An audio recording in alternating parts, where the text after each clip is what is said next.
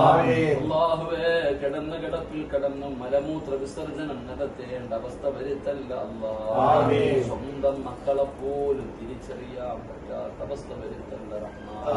അള്ളാഹുവേ എപ്പോ ഇവിടെ വെച്ചാണ് മരിക്കുന്നത് അല്ലാഹുവേ നല്ല മരണം നൽകണേ തമ്പുരാനെ. ആരെയും നീ കടക്കാരാക്കി മരിപ്പിക്കല്ല റബ്ബേ. അല്ലാഹുവേ തൗബ ചെയ്തിട്ട് മരിക്കുന്നവരിൽ പെടുത്തണേ അല്ലാഹ്. ഒരു മനുഷ്യന് ഏതൊരവസ്ഥയിലാണോ മരിക്കുന്നത് അതേ അവസ്ഥയിൽ നാളെ മഹ്ശറയിൽ എഴുന്നേറ്റ് വരുമെന്ന് മുത്തുനബി പഠിപ്പിച്ചിട്ടുണ്ട് റബ്ബേ. അല്ലാഹുവേ നന്മ ചെയ്തുകൊണ്ടിരിക്കുന്ന സമയത്ത് മരിക്കാൻ നീ ഭാഗ്യം നൽകണേ തമ്പുരാനെ. തെറ്റിലായിരിക്കുന്ന അവസ്ഥയിൽ നീ ഞങ്ങളെ മരിപ്പിക്കല്ലേ അല്ലാഹുവേ. പടച്ചവനെ നിന്റെ മുമ്പിൽ ഉയർത്തുന്ന ഈ കരങ്ങള് ലോകത്താരുടെ മുമ്പിലും നീട്ടി യാചിക്കേണ്ട അവസ്ഥ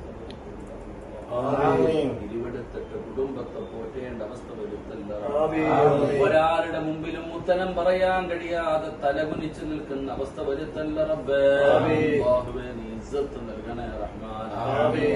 പടച്ചവനെ ലത്തീഫ് എന്ന സഹോദരനെയും ബഷീർ എന്ന സഹോദരങ്ങളെ നീ അനുഗ്രഹിക്കണേ അല്ലാഹ്. എല്ലാവിധ ഖൈറും ബറക്കത്തും നൽകണേ തമ്പുരാനെ.